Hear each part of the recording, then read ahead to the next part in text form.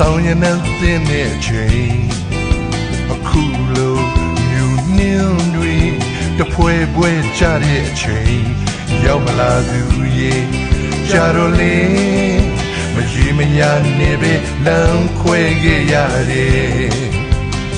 ဒီဇမနနဲ့ခင်မင်းတရားရင်အမတ်တရားနီယာဟောင်းဆောင်မကျွင်းရင်နှွေဦးမပြောင်းခင်တစ်ခေါက်ရောက်တာလာစီခြင်းဒီဇမနနဲ့ခင်မင်းလွန်တဲ့ရင်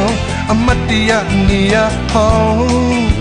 နေမကွဲခင်အချိန်မနှောင်းသေးခင်တစ်ခေါက်ရောက်တာလာစီခြင်းဒီဇမနနဲ့ခင်